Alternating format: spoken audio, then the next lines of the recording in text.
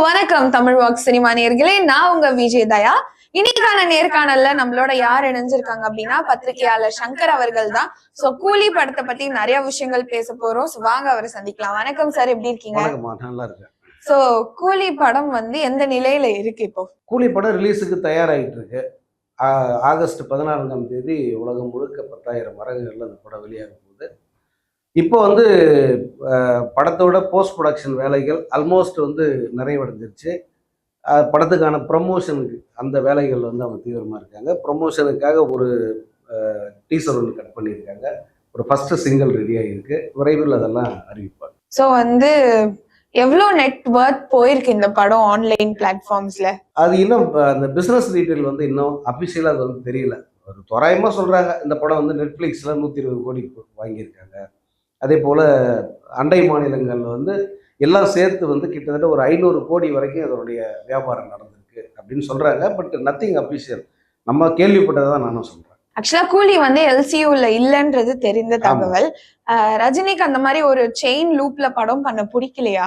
படம் அப்படி பண்ண முடியாது. ரஜினி அப்படிங்கிறது வேற யூனிவர்ஸ். அவர் ரஜினிகாந்த் யூனிவர்ஸ் தான். நீங்கள் அப்படித்தான் போகணும்.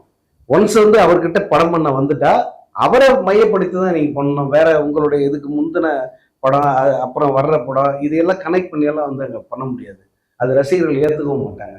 ரஜினி ரசிகர்களுக்குன்னு இருக்கிற உலகம் தனி. அது அங்கே வேற எதையும் திணிச்சாலும் அவங்க ஏற்றுக்க மாட்டாங்க. ஆக்சுவலா பாத்தீங்கன்னா இதுவுமே ஒரு ஸ்மக்லிங் ரிலேட்டட் தான். Gold smuggling. முன்னாடி ட்ரக் மாஃபியான்ற மாதிரி பண்ணாங்க. ஸோ பிற்காலத்துல இதை லோகேஷ் இணைக்க வாய்ப்பு இருக்கா எல்சியூல? இல்லைன்னு சொல்லிட்டாரு அவரு.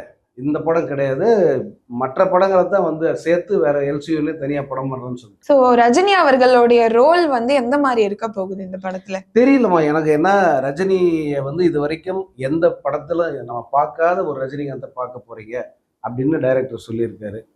ஸோ நம்ம அதுக்காக வெயிட் பண்ணலாம். ஏன்னா அது ஒரு ஒரு ஸ்வீட் சர்ப்ரைஸாக இருக்கும். நம்ம ஸ்க்ரீனில் இது வரைக்கும் பார்க்காத ஒரு ரஜினிகாந்தை பார்க்கும்போது உண்மையிலே அது ஒரு இனிய அதிர்ச்சியை தானே இருக்கும்.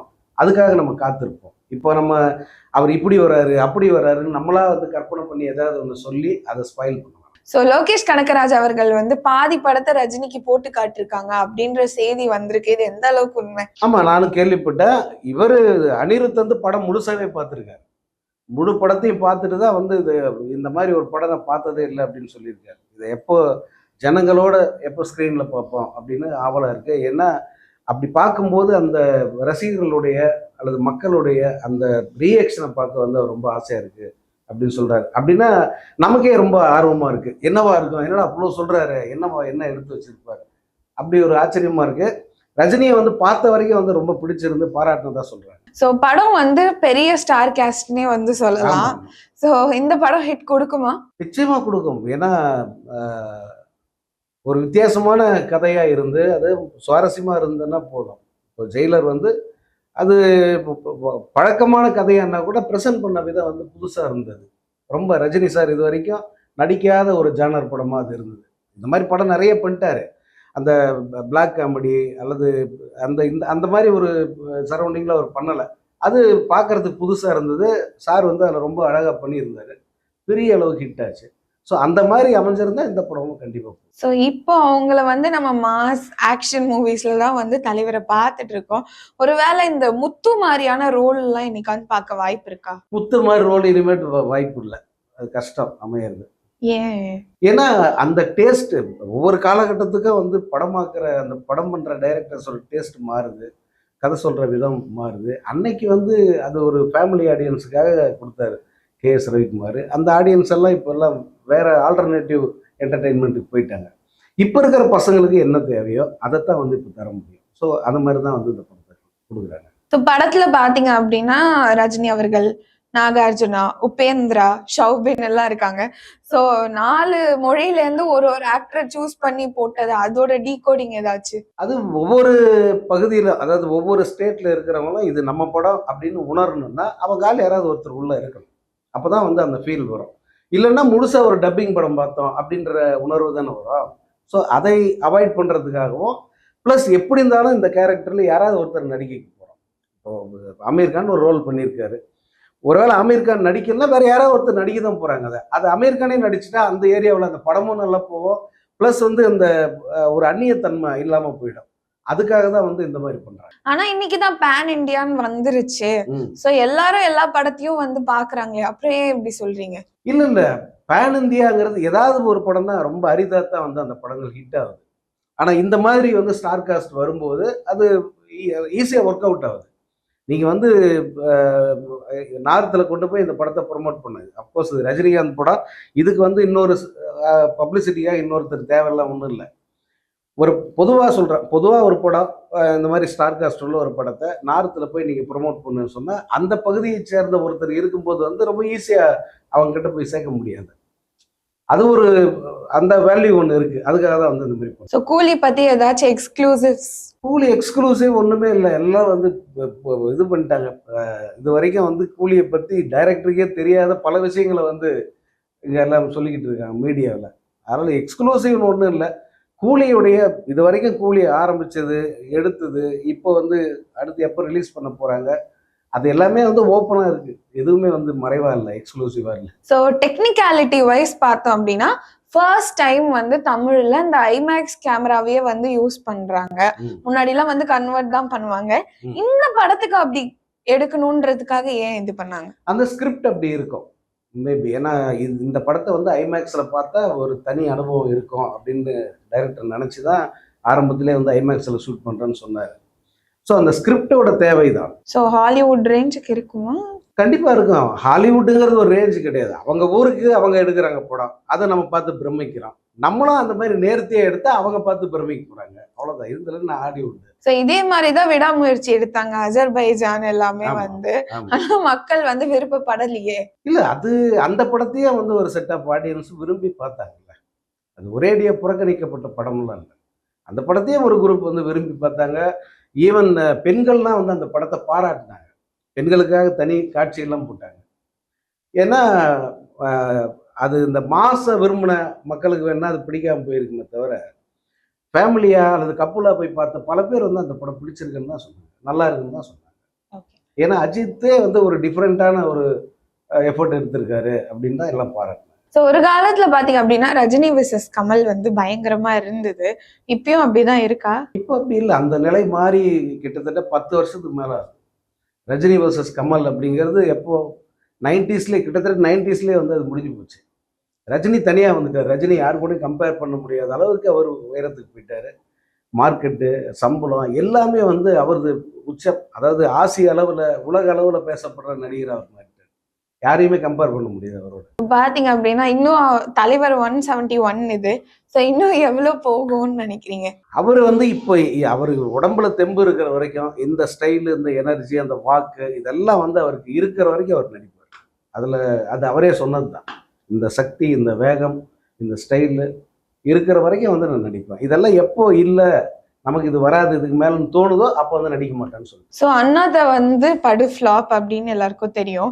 ஸோ இனிமேலாம் அந்த மைண்ட்ஃபுல்லா ஸ்கிரிப்ட்ஸ் சூஸ் பண்ணுவாங்களோ? அஃப்கோர்ஸ் அதுக்கப்புறம் ஜெயிலர் ஹிட் ஆச்சு, மற்றதெல்லாம் ஹிட் கொடுத்தாலும் அந்த மாதிரி இல்லாம இன்னும் மைண்ட்ஃபுல்லா இப்போ லோகேஷ் கனகராஜ்னா அதுக்கு ஒரு தனி எக்ஸ்பெக்டேஷன் இருக்கு.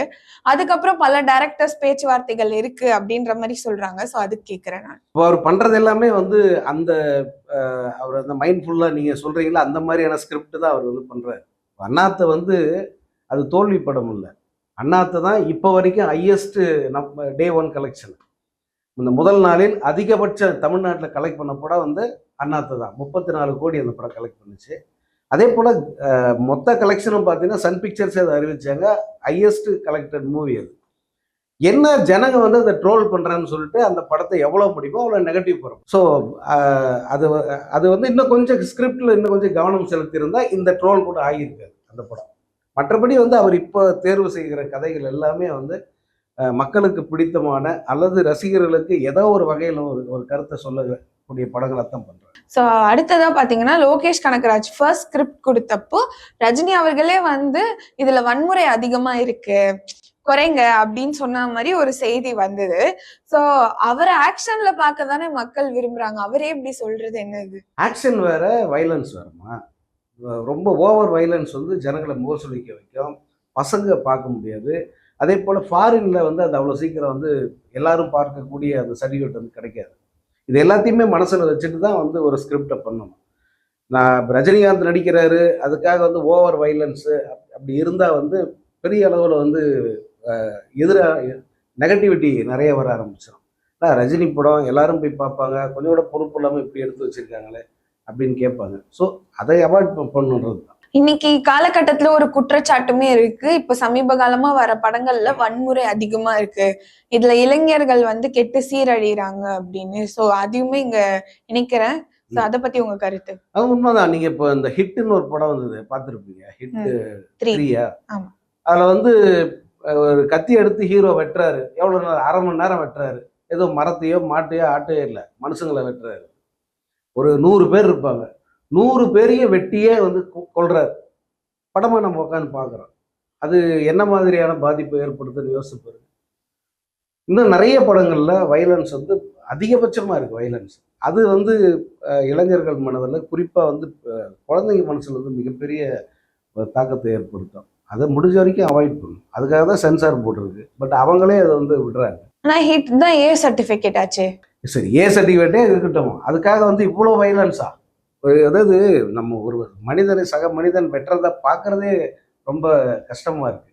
இவ்வளோ வைலன்ஸுங்கிறது வந்து சகிக்க முடியாது. ஸோ இப்போ கூலி ரஜினி ஃபேன்ஸ் இருக்கட்டும், லோகேஷ் ஃபேன்ஸ் தவிர மற்ற ஆடியன்ஸ் என்ன எக்ஸ்பெக்ட் பண்ணலாம் கூலியிலேருந்து? ஒரு தரமான ஒரு என்டர்டெயின்மெண்ட் அந்த படம், அதை வந்து எதிர்பார்க்கலாம். ஏன்னா அந்த அளவுக்கு வந்து பார்த்து பார்த்து பண்ணியிருக்காங்க. ப்ரொடக்ஷன் வேல்யூ, டைரக்டரு அல்லது நடிச்சிருக்கிற ஸ்டார் காஸ்ட்டு, இது எல்லாத்தையுமே நீங்கள் வச்சு பார்க்கும்போது நிச்சயமாக வந்து நமக்கு அது ஒரு நல்ல என்டர்டெயின்மெண்ட்டாக இருக்கும் அப்படின்னு நம்பலாம். ஸோ ரஜினிகாந்த் அவர்களுடைய அடுத்த கட்ட அப்டேட்ஸ் அடுத்து அதான் ஜெயிலர் 2 பண்ணிட்டு இருக்காரு இப்போ. அது வந்து அடுத்த ஆண்டு ரிலீஸ் ஆக போகுது. அதுக்கு பிறகு வந்து 2 படங்கள் சொல்கிறாங்க. ஒன்று ஐசரி கணேஷோட வேல்ஸ், அந்த நிறுவனத்துக்கு ஒரு படம் பண்ணுறதா சொல்கிறாங்க. அவரே சொல்லியிருக்காரு ப்ரொடியூசராக. அப்புறம் இவங்க மைத்ரி மூவி மேக்கர்ஸ் வந்து ஒரு படம் பண்ணுறதுக்காக பேசிக்கிட்டு இருக்கிறதா சொல்கிறாங்க. இதில் ஐஸ்வரி கணேஷ் கிட்டத்தட்ட அபிஷியலாக தெரிஞ்சுது. இந்த மைத்ரி மூவி மேக்கர்ஸ் என்னன்னு தெரியும். ஸோ அந்த ஐஸ்வரி கணேஷ் அதோட டைரக்டர், ஹீரோயின் தான். அதான் அந்த டீட்டெயில் எல்லாம் இன்னும் தெரியல. அவரே சொன்னது தான், இந்த விஷயங்கள் எல்லாம் கன்ஃபார்ம் ஆயிடுச்சுன்னா நான் அபிஷியலாக அனௌன்ஸ் பண்ணுவேன்னு சொல்லியிருக்கேன். Okay sir. ஸோ இந்த வருஷம் ரஜினிகாந்த் அவர்கள் ஏதாவது சுற்றுலா போக வாய்ப்பு இருக்கா? தெரியல, போகலாம். அது அவங்களுடைய தனிப்பட்ட, அது நமக்கு எப்படி தெரியும். ஸ்பிரிச்சுவல் டூர் போவார்ல, ஸோ படம் வேற ரிலீஸ் இருக்கு. ஸ்பிரிச்சுவல் டூர் போவாரு, மெடிக்கல் செக்கப்புக்காக போவாரு, அதெல்லாம் இருக்கு. நீங்க தான் சொல்வீங்கன்னு பார்த்தா தெரியலன்ட்டீங்க சார். இல்ல, நம்ம எப்படி சொல்ல முடியும்? நம்ம வந்து அவருடைய மேனேஜரோ பிஆர்ஓவோ அல்லது எந்த வகையிலையும் வந்து நம்ம பர்சனலா அதில் எதுவும் நமக்கு தொடர்பு கிடையாது. நம்ம கேள்விப்படுற தகவலை தான் நம்ம வந்து பேசுறோம். ஸோ அவர் வந்து ஆன்மீக பயணம் போகிறவர் தான், அடிக்கடி போவார், வருஷத்துக்கு ஒரு வாட்டி போகிறாரு.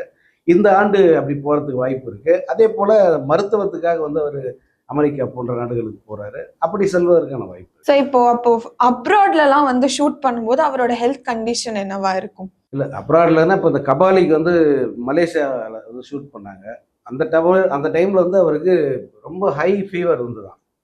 ஆனால் ரசிகர்கள் வந்து அவ்வளோ பேர் குவியறாங்க தன்னை பார்க்கறதுக்காக. ஷூட்டிங்க்கு நான் வருவேங்கிறதுக்காக இவ்வளோ பேர் குவியறாங்க. ஸோ பரவாயில்ல, இந்த உடல்நிலை இப்படி இருந்தாலும் நான் ரசிகர்களை பார்க்கறதுக்காக வரேன்னு சொல்லிட்டு ரசிகர்களை சந்திச்சுட்டு கூடவே நடிச்சு கொடுத்துட்டு தான் வந்து போயிருக்காரு. அவர் உடல் ஒத்துழைக்கிற வரைக்கும் வந்து அந்த உபாதைகளை பற்றியெல்லாம் கவலைப்படாமல் நடிச்சு கொடுக்குறாரு. இது இன்னைக்கு இல்லை, ஆரம்ப நாள்ல இருந்தே வந்து ரஜினி இதை ஒரு வழக்கமாக வச்சுக்கிட்டு இருக்காரு. அடிபட்டாலும் சரி அல்லது உடல்நிலை சற்று பாதிப்பாக இருந்தாலும் அன்னைக்கு நம்மால் நடிக்க முடியும் அப்படின்னு சொன்னா 100% நடிச்சு கொடுத்துட்டு தான் போவார். அவர் அந்த மாதிரியான ஒரு டெடிகேட்டிவான பர்சன். Okay sir. ஸோ கூலி பத்தியும் நிறைய வந்து ஸ்பில் பண்ணிருக்கீங்க. ஸோ படத்துக்கு மிகப்பெரிய எதிர்பார்ப்பு இருக்கு. ஸோ பாப்போம் நல்லா இருக்கா இல்ல தக் லைஃப் மாதிரி இருக்கா அப்படின்னு. அதுக்கான வாய்ப்பெல்லாம் கிடையாது. இது ஒரு இந்த படம் வந்து இந்த எதிர்பார்ப்பே எப்படின்னா ஸ்கை ஹைன்னு சொல்லுவாங்கல்ல, அந்த அளவுக்கு எதிர்பார்ப்புள்ள ஒரு படம் இது. பெரும்பாலும் வந்து ரஜினி படங்கள் அப்படி எதிர்பார்ப்பில் இருந்து வர்ற படங்கள் வந்து ஏமாத்தினதில்லை. 1, 2 தான் அதெல்லாம். நீங்க முத்துவாகட்டும் அல்லது படையப்பாகட்டும் இல்ல சந்திரமுகி, சிவாஜி, எந்திரன், இந்த படங்கள்லாம் உச்சக்கட்ட எதிர்பார்ப்புல அந்த படங்கள். இந்த படங்கள் எதுவுமே மிஸ் ஆனதே கிடையாது. ஒண்ணு மிஸ் ஆனது என்ன, பாபா மட்டும்தான். அதனால வந்து இந்த படத்தை வந்து நான் முன்ன சொன்னேன் அந்த படங்கள் வரிசையில பார்க்கணும். ஓகே. ஆனா பாபா மிஸ் ஆனாலுமே இனி வரைக்கும் பேசிட்டு இருக்காங்க. ரீ ரிலீஸ்லயே வந்து அது பேசப்பட்ட ஒரு படம் தான். ஓகே. சோ பொறுத்திருந்து பார்ப்போம். நேரத்துக்கு நன்றி. நன்றி, வணக்கம்.